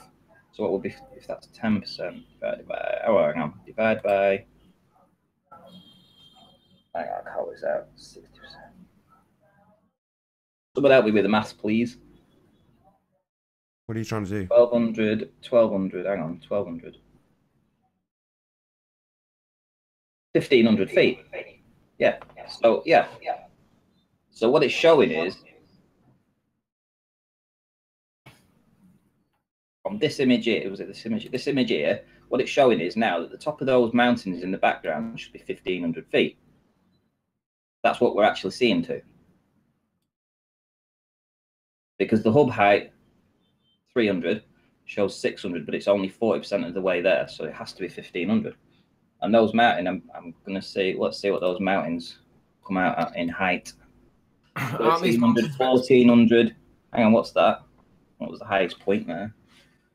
Aren't these the mountains that are meant to be totally behind the curve? Yeah, everything should be gone. So I don't know how PMARS can think that this is a curve supporting video. Well, there we go. We've got 1,527 feet there. And just by my quick maths, I've worked out that we're seeing 1,500 feet high based on the foreground showing the height of the turbines and the distance to the actual mountains behind it. So that's in my opinion, that's saying it's flat. It's obviously saying it's flat. PMARS, why do you think that mountains that are supposed to be behind the curve that are currently visible in the evidence is supporting a curve of a ball Earth? This is Can like I just interject real quick just here, just on this very image? Well, P's just been asked a question. I'd just say, like, this is like the boy who cried wolf to me, because a lot of times I've seen a lot of these claims that we shouldn't be able to see an image, and then when I've actually looked into it and done research into it, like, I've found that everything is consistent with the ball model. And at this point, like, I just don't even care. Like, if you're saying I can't see something in the distance, like, I just don't believe you, because you guys have cried wolf so many times that I don't believe any of your research. I don't think you guys research very well at all. Do you understand the concept of crying wolf, PMARS? Do you know what that story is about? Yeah, it's like someone keeps crying wolf, and then eventually when the wolf is real... They've been joined by the Rumpus. No one believes in them. So, like, even if you guys actually come up with evidence... Hold on, Pete, can I just say a quick hello? Hello, Rumpus. How you doing? Well, you've misidentified the mountains around here as per usual. I've put a link in the thing showing you which set of mountains you should be looking at. You're an incompetent idiot. Thanks, mate. You're an idiot, Rumpus. Bye, Rumpus. Bye. Well, hang on a minute. Yes, we're just showing a photo of the horizon with clouds below the horizon. So is it foggy over there, is it? Are the clouds right on the water? Is it foggy? No, it's just different levels of opacity, mate. Are you friggin' serious? Absolutely. It's not as clear a day. That's all. Yeah. So a fishing boat 60 miles out there, it's not foggy. Not foggy. It's the moisture in the atmosphere that makes it opaque. So the more moisture, the more opaque. The less moisture, the more translucent. What we're seeing at is a level of translucency that allows us to see stuff. You know, because it's not a clear day. Sleeping, that leads me to my second question that I forgot about. We were talking about GPS satellites, and you said that satellites don't exist. Is that right? Not in space. So have you ever researched orbital mechanics? Yes. No, you haven't. Okay, no. Exactly. Just like I thought. You think you can make it true? Like I've said before, this is the golden key for the flat Earth. If you can disprove orbital mechanics, you prove to everyone on Earth that this big old bitch can't be in a sphere and masses can't to be honest, orbit it. It's beginning to sound like Grimvy when he says vernal equinox, gobbity. No one gives a shit, man. I'll be honest, no one cares. Yeah, but taking photos across water doesn't really prove anything. You know, someone's going to come back with an opposite point, and then you're going to come up with an opposite point, and they're going to come back. But like he just said, that guy just said, if you can prove that, because look at what it implies. If the Earth is flat, look at the things that it implies and try and prove that. But you don't. You just kind of keep taking pictures across it. But that's what I'm saying about orbital mechanics. If you can if they can disprove orbital mechanics, you disprove that a mass can orbit a circular mass. Do you know that what? Would make Orbital everyone mechanics question are purely space. theoretical. It's just you're a not worth theory of responding how to it works. You You don't have any proof it works. Why? Because I'm right. No, because I've given you two opportunities to either pick what was it, Venus or Jupiter, and you haven't chosen one, yet still claim orbital mechanics proves something. Well, orbital mechanics proves the Earth's the globe. That's why I'm saying to you, disprove it. That's all Whatever. you Oh, people they just have. prove right, how the heavenly bodies operate. Orbital mechanics Doesn't proves prove it's a ball. anything Let's go back about to Earth. Ranty. I don't care about your orbital mechanics nonsense. It's like Because you don't understand it. Just because Well, you got hold on, That's Ranty. You've why got you 60 don't, seconds because you to. can't disprove it. Hold on, Ranty's got. You got 60 seconds, mate, to round out your point. Then I'm going to end the show. Oh, right, okay. Yeah, 1,500. You're welcome to. I would like to actually see Rumpus debunk what's on screen right now. I've given him the GPS for these images, so he knows the GPS. He knows where I was, and I want him to find the wind farms, and I want him to debunk me. Pointless. That it? That's it. Well, he's put a link in the info box. Just check it out. I've just read it. It doesn't seem to debunk anything as far as I could ascertain at a quick glance. But don't bother. It's 15 pages of nonsense. Just ignore the link in the side chat. Well, I don't know. Why? He's clearly done some work. Well, I'll be looking at it, regardless of whether or not you do. I hope you have a look at it too, Ranty, and assess its validity. Yeah, I wouldn't look at it if I were you, Ranty. I'd challenge him to do it online. And do you know what's even better? I can go every day probably and get this as long as it's just the sun's out a little bit. She'll be able to see this every single day. Randy, I haven't talked to you too much. Just really quickly, what side are you on? Me? Who, me? Oh, I'm a flat Earth. Okay. So you're taking photos of the sun. I'm at 45 degrees south, and the twilight and dawn takes 2 hours from the time you see the sun till the time it gets light, from the time the sun goes down till it gets dark. 2 hours. Right. How do you explain that on a flat Earth when it takes 10 minutes at the equator? I've not looked into it. How do you explain Venus being visible at night time when it shouldn't be? How do you explain this picture? Venus being visible at night time? Yeah. At night when it time. Shouldn't be. Correct. But you can see Venus at night time when it's dark. How is that possible with orbital mechanics? You can see Venus. Well, that's actually quite interesting because you can only see Venus in the very early hours of the morning and twilight in the southern hemisphere. Oh, there you go. Yeah, but once it goes dark, you shouldn't be able to see Venus at all. Correct? Yeah, well, it's different. It's the opposite in the southern hemisphere because it's a spinning globe and we're on the bottom. So complete opposite. If you say so. And with that, I'm going to say first and foremost, a huge, massive, enormous thank you to all of the live audience for tuning in and hopefully sharing this debate. And also a massive, huge, enormous thank you to all of the debating panel for making this debate possible.